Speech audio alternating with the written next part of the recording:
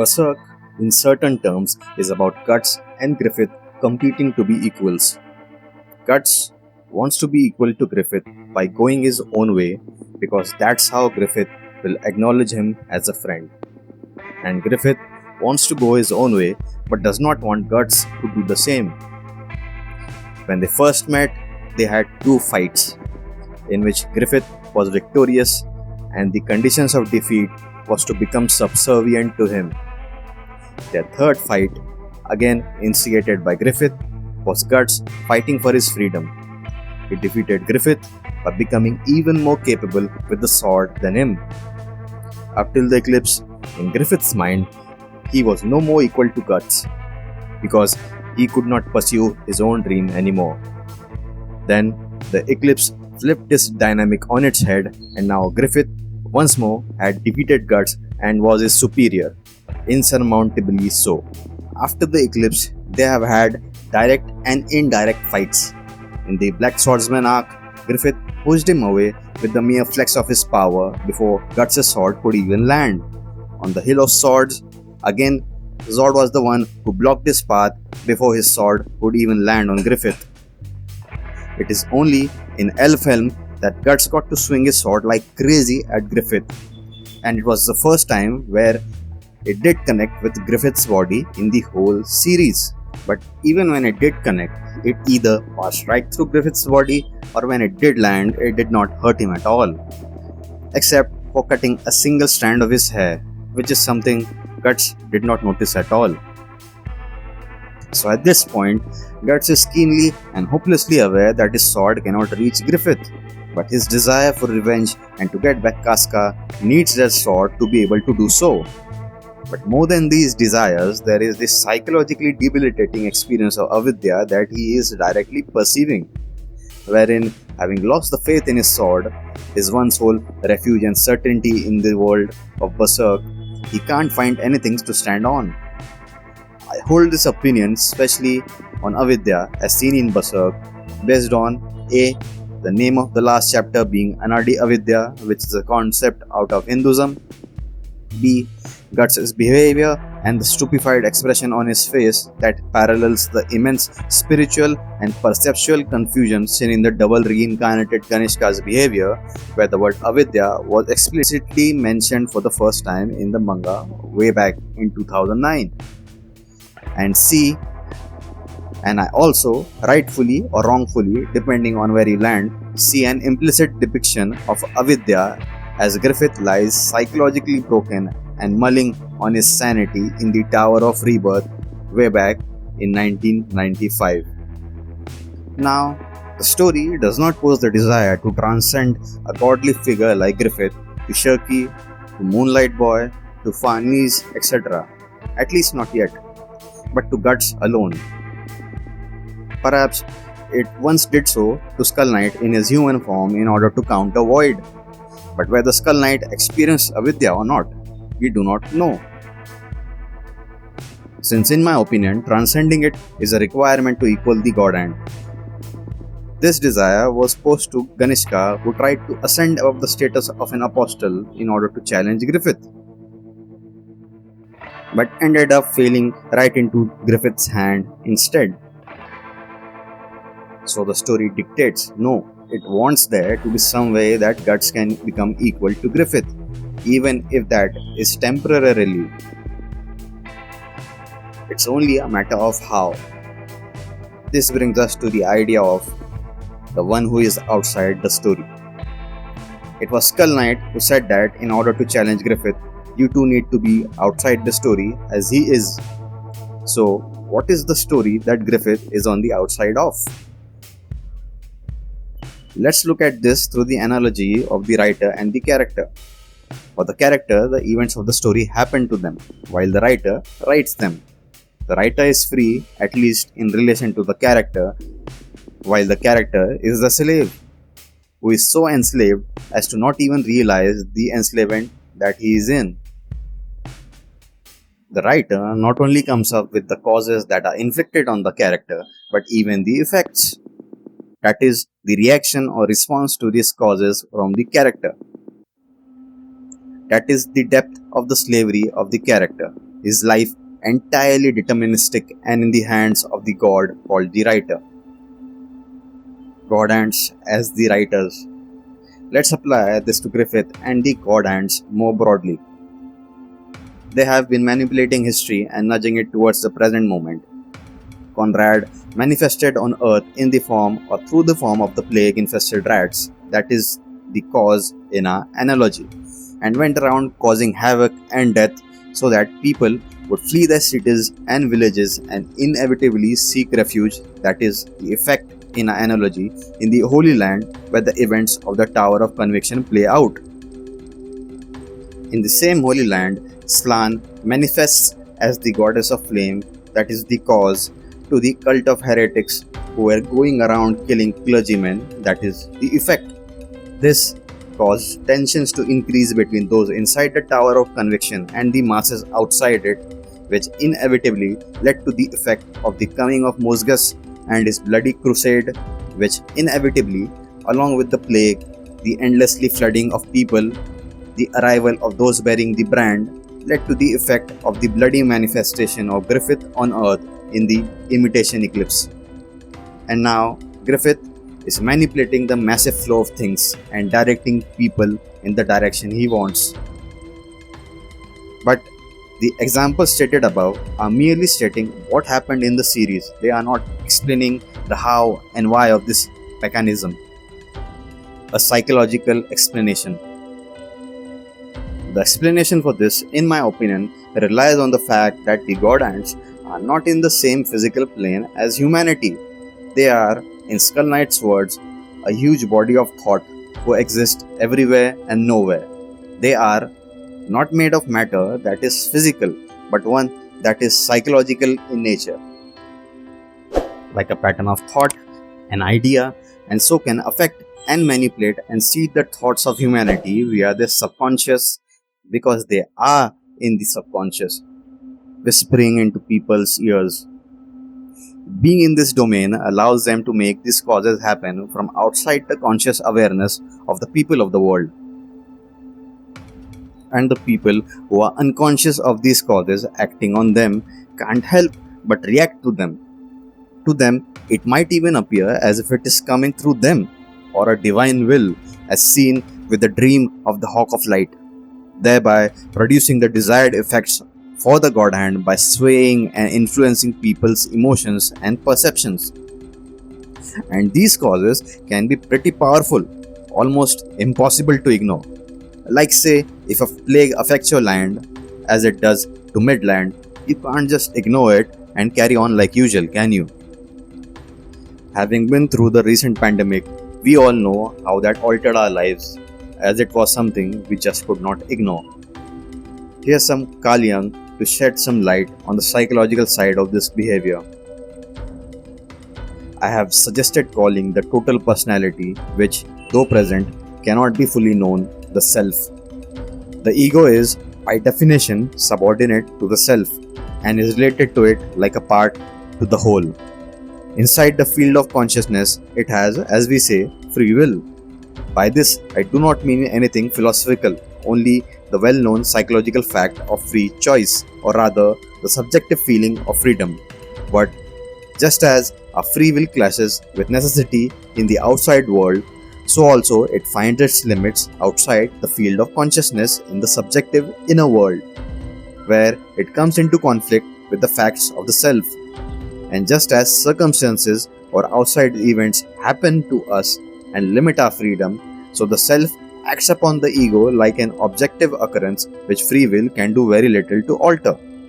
It is indeed well known that the ego not only can do nothing against the self, but is sometimes actually assimilated by unconscious components of the personality that are in the process of development and is greatly altered by them. Let's explain this in Berserk and writer character terms. In Jung's view, the ego is not the self, but a tiny part of it, and within this tiny part, it has free will only within the conscious part of the whole, that is the self. Anything that is on the edge or outside of our conscious awareness is not only outside of our free will in that moment, but can easily take control of us.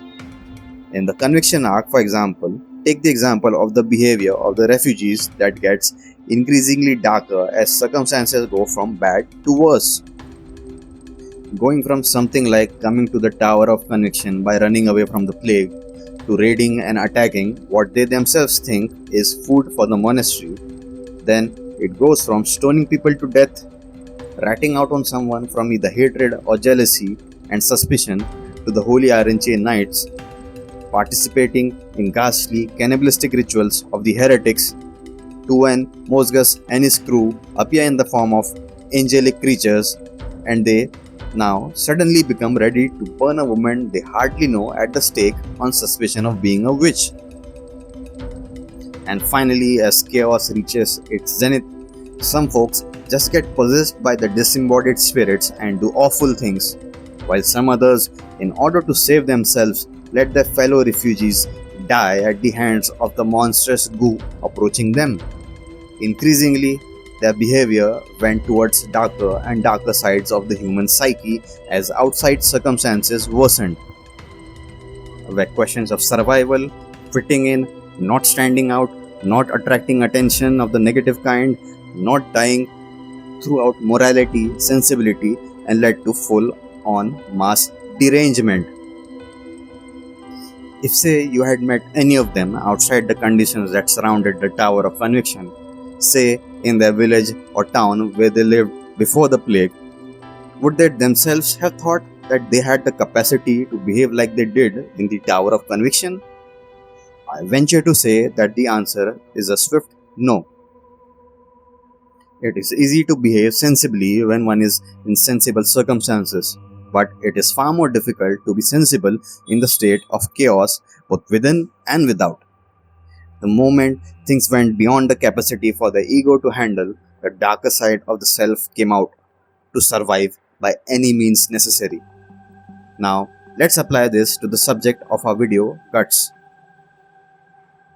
Take the example of Zod's warning to Guts about the death Guts could not escape as he referenced the coming of the eclipse ritual.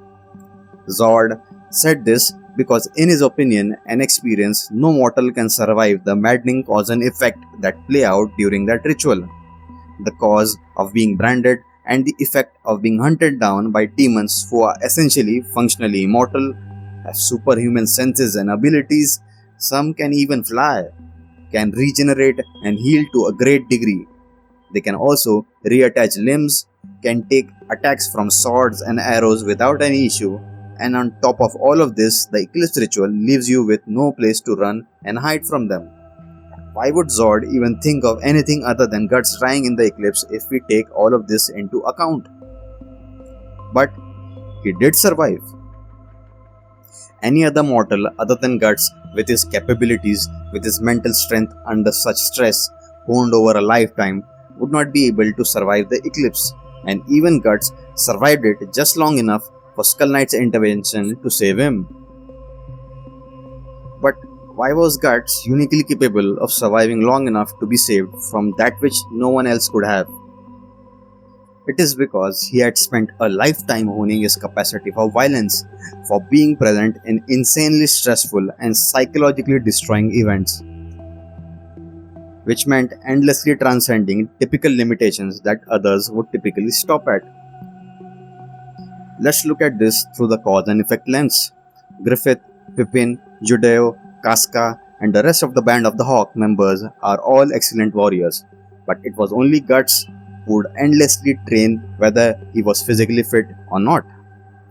This meant that even causes like status, wealth, women, or even injury did not result in him taking rest from the sword. He was undistracted and singularly focused. For a normal human and even elite warriors, the cause in the form of an apostle results in the effect that is the death of that warrior. Other than mages, only those who transcended conventionally held limits of human physical capabilities like the Tapasa, Silat can give apostles a challenge and might even kill them, as the new chapters show with Rakshas's death at the hands of Silat. Same goes for Guts, who thoroughly humbles the apostles and does not let the previous cause and effect equation play out. where apostles and humans fighting always result in the death of the human. If even being nudged or poked or violently pushed in a direction does not cause you to go in that direction, that cause has no effect on you, and you are free in that domain. The question now becomes, even if guts transcends some of these causes and effects to counter apostles, which humans ordinarily can't, how does this translate to being outside the story like the God Hand? Kalyang's work points us to there being not only one but many such causes that lie outside our conscious awareness. Some of these things outside our awareness is a shadow, which is the darker side of us that we dare not acknowledge. Then there are our projections, wherein we see qualities typically evil in others, which might or might not be in those others but are certainly within us but unknown to us. And so there are many layers of these unconscious causes controlling us that one has to become aware of, and the more one becomes aware of them, the more one levels up in terms of consciousness. As Carl Jung put it, until you make the unconscious conscious, it will direct your life and you will call it fate. Here, I think the final barrier comes in for Guts. He has achieved superhuman strength and force of will without becoming an apostle or a god hand. So the next thing that would help him equal the god hands and thus challenge them is in transcending this entire bundle of causes and effects by seeing them as what they are, unreal and illusions that we take as true. And here's what I mean by unreal and illusions. A man may do something in anger only to regret it later, only to see that what the anger was saying was false all along. But while in the possession of that anger, the man believes everything that the anger says. This is the nature of emotions. They color our perceptions the way they want without even examining whether what they have colored is actually true or false and fit to be colored that way. And in that way, they turn our world into a world of illusions since they affect and color our perceptions and so the meaning we derive from it. So one can see past these illusions, that is avidya, by experiencing, in Hindu terms, the Brahman or God or Supreme Self or non-self in Buddhist terms, both of which in Jungian terms is the concept of the self, which in Berserk terms is the idea of evil, who is the god and therefore the true writer of one's story. To be in a state of avidya is to have lost your footing within the torrent of that which is unreal. To know God then is to have a steady ground beneath your feet, and so to therefore be unaffected by that torrent of illusions and those casting them. This way, one becomes not only the one who is outside the story, but one who does not keep that story running, and so becomes a fish that not only jumps out of water but never falls back into it. Changing Guts' status in the story. So something I've been wondering is that how would Guts' status change in the world of Berserk if Guts transcending avidya means him meeting idea of evil? Would the apostles and the evil spirits of the night who so behave as his enemies start to lose their enmity to him? Here's what I mean by that. We know that apostles do the bidding of the God Hand and are subservient to them. But why are they subservient to them? Both of them have switched to demon kind, so why this hierarchy between them? The difference between the apostle and the God Hand is the level of evil they have within them, which has something to do with how many people they have sacrificed and how they have been specifically ordained by fate to sacrifice by possessing the egg of the king. The next difference is their spiritual status, where apostles have physical form, the God Hand don't have one but are present everywhere and nowhere as bodies of thought. The other difference that may be the most significant is that all of the God Hands have very likely, if not certainly, met the idea of evil, realized that their will is idea of evil's will, and then gotten their demonic form. Whether the apostles too met idea of evil when they are given their inhuman form is unclear to me. I am leaning towards them not meeting idea of evil based on what Vara said about the risk of going so deep in the astral world that you can't come back. God ants fit this perfectly since they can't come down to earth because they met someone in the abyss, whereas the apostles can and do come back to earth in a body of flesh, their own. So it seems like the experience of God is not granted during the apostolification process. So then, do the apostles bow down to the God ants primarily because they present as beings who have realized God's will in them and therefore carry the light of God within them? Kanishka's words make this seem to be true, wherein he says that drawing near the hawk feels like being embraced by God for apostles. And this doesn't just apply to apostles or limit itself to Griffith exclusively, but humans as well. We know that Slan, a god ant, is worshipped as the goddess of flame by heretics, even though she has not manifested on earth in physical form as God, like Griffith has. So, it is not just the apostles, but mankind too who can and do see them as godly. Take the example when Griffith incarnates on earth, for example, where almost all humans instinctively bow down to him and see him as godly. Now, why am I saying all of this? Consider for a moment that if Guts to meets idea of evil and realizes that his will is God's will, therefore transcending is avidya, but unlike the god ant, it does not take up idea of evil's offer to fashion a form for himself from the feelings of the realm idea of evil lives in. This offer may be the reason why someone can't come back to the human world after diving too deep into the astral world while alive. So, suppose now Guts, who has transcended his avidya by meeting idea of evil and therefore carries the light of God in him like the god ants, somehow manages to come back to earth in his human body. Would he now appear to both apostles and humans as God or divine or God incarnate in man or an enlightened being without all of Griffith's super boosted charm and demonic powers?